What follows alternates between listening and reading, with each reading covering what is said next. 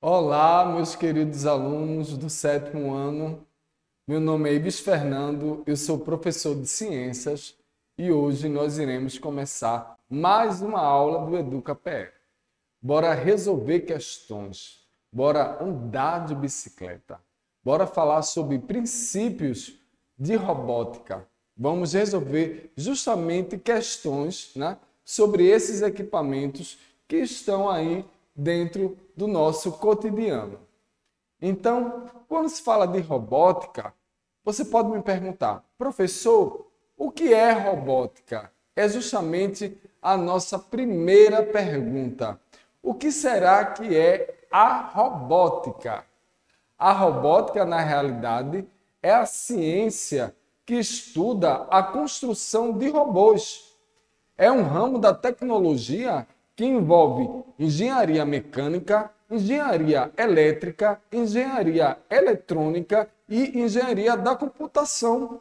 Atualmente, trata de um sistema composto por máquinas e partes mecânicas automáticas e controlado por circuitos que são interligados, tornando aí os sistemas mecânicos motorizados que são controlados manualmente ou automaticamente por circuitos elétricos.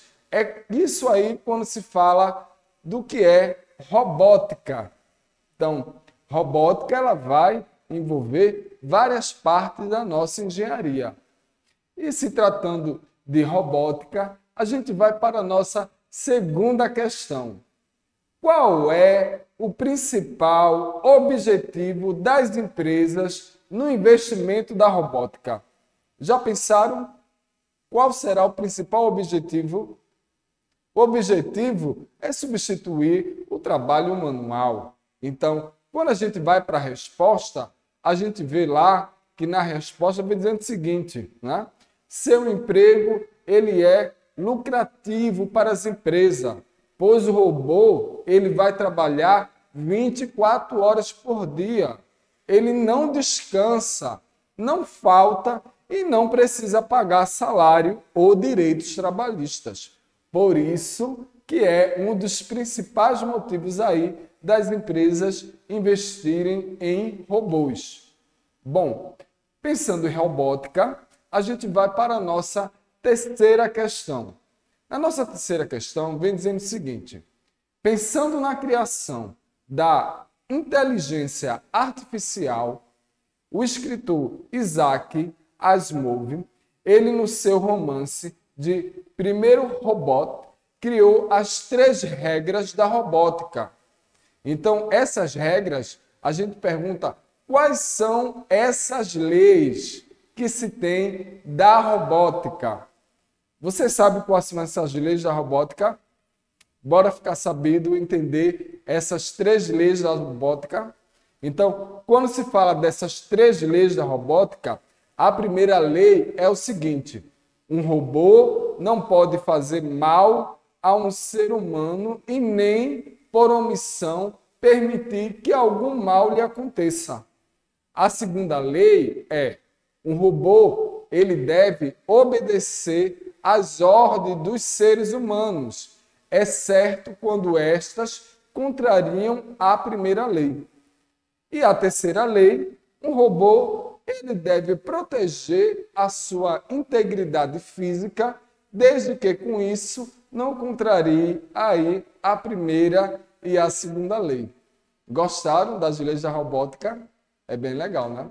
Então, toda vez que se fala aí de robótica, para que a gente possa entender bem melhor a questão da robótica e como é que ela funciona, nós iremos dividir em grandes áreas que a gente chama de módulos, onde a gente vai conseguir, através delas, aprender aí bem melhor e mais a fundo sobre esta área que é tão complexa e fascinante.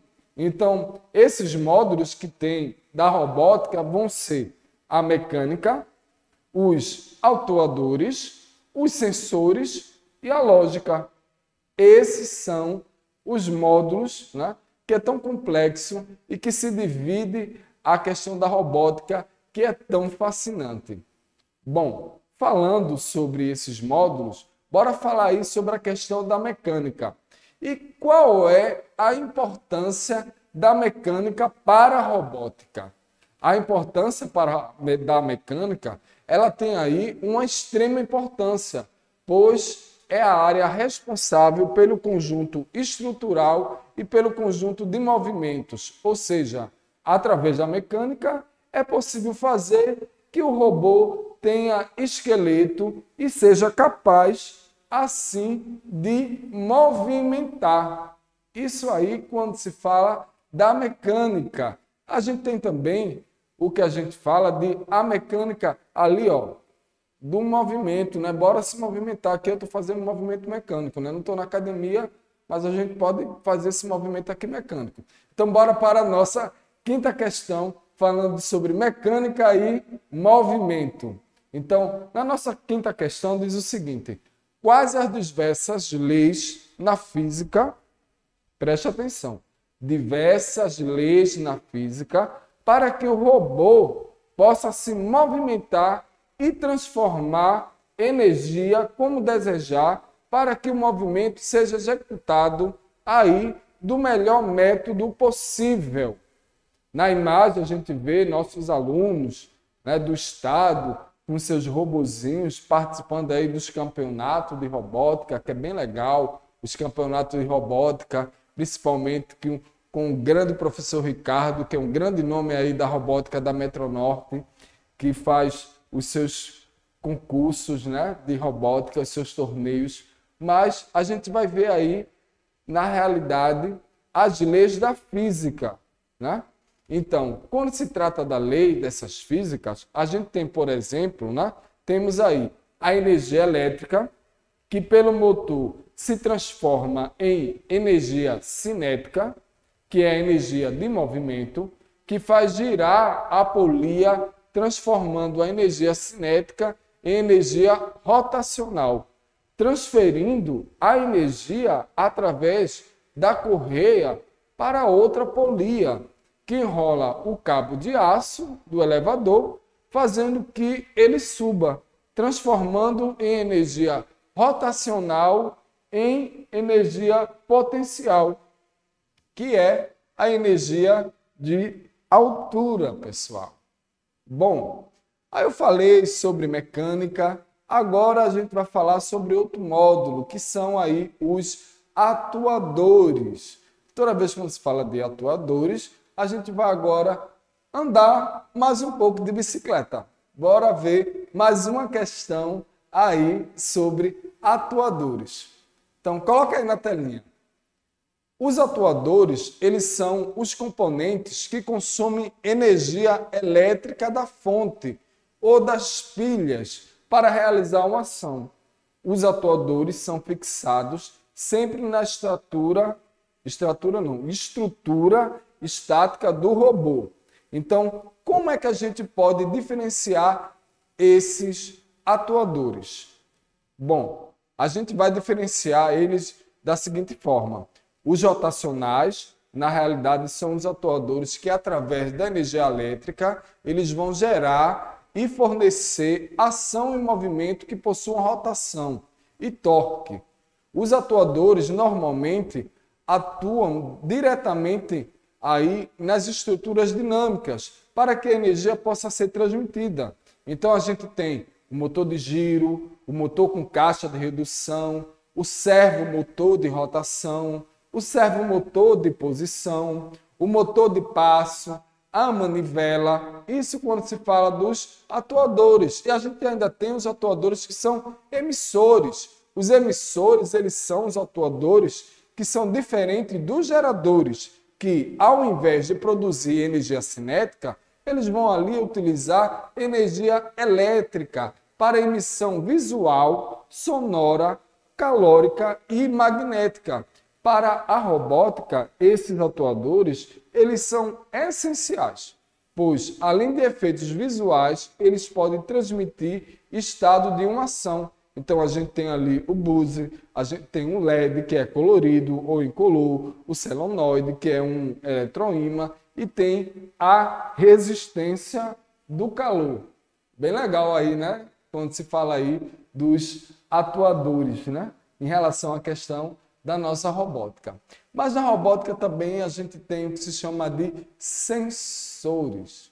Então, bora para uma pergunta falando aí sobre os sensores, para que a gente possa entender melhor o que são os sensores na questão da robótica. Bom, que é a nossa 7ª questão. Na robótica, os sensores, eles são de extrema importância, pois são responsáveis por transformar todas as informações no ambiente que cerca o robô em informações digitais. Esta comunicação, ela ocorre por sinais através de cabos elétricos que entram no microcontrolador. Então, como podem ser gerados esses sinais? Esses sinais aí, eles podem ser gerados, né, pelos sensores analógicos, que são sensores que, ao invés de transmitir sinal binário, que é 1 ou 0, vai transmitir uma medida que é verificada pela tensão de corrente, que a gente chama de voltagem, que chega ali no microcontrolador. Deste modo, podemos verificar, por exemplo, intensidades diferentes de luz. Então, a gente tem intensidade de luz, intensidade de calor, distância, intensidade sonora e sensor de cor. Bom, agora vamos falar sobre a lógica da programação, que é um microcontrolador, que é a nossa 8ª questão. Bom, você vê aí uma imagem de um torneio de robótica que é realizado no estado de Pernambuco, que é realizado pela OBR, que é realizado pela Metronorte, para os nossos alunos que são muito esforçados. Então, quando se fala aí de lógica de programação, tudo na robótica existe uma programação que é feita pelo computador. Então, quando fazemos uma estrutura de programação, inserimos no microcontrolador para que ele siga exatamente, podendo utilizar estruturas de tomada de decisão. Quando falo de tomada de decisão, é justamente o movimento que o robô ele vai fazer. Então, qual é a estrutura de decisão, né? Que é a estrutura se, faça, se, não, faça. Veja bem, isso daí é da lógica da programação que você vai colocar lá no seu computador para que o seu robô ele faça essa programação.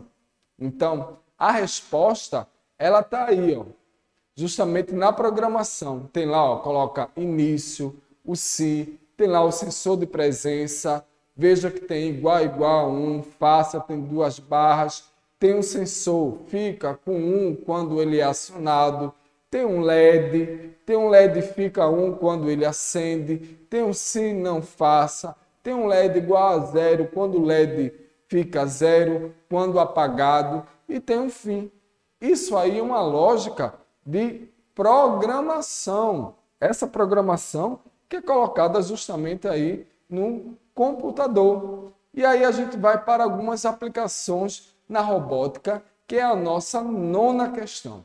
Então, devido aí à sua complexidade e abrangência, como podemos, na robótica, utilizar todos ou apenas alguns de seus elementos para construir um robô?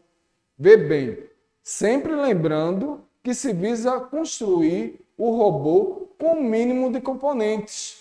Então, a gente vê que nessas aplicações a gente vai ter as ligações que são lógicas, o rádio controle e o microcontrolador autônomo. Quando se fala das ligações lógicas, a gente pode construir um robô somente utilizando a lógica das ligações de sensores, pilhas e atuadores. Se, no caso aí de rádio controle, podemos construir um robô utilizando o MC21 para ativação de seus elementos à distância por um humano.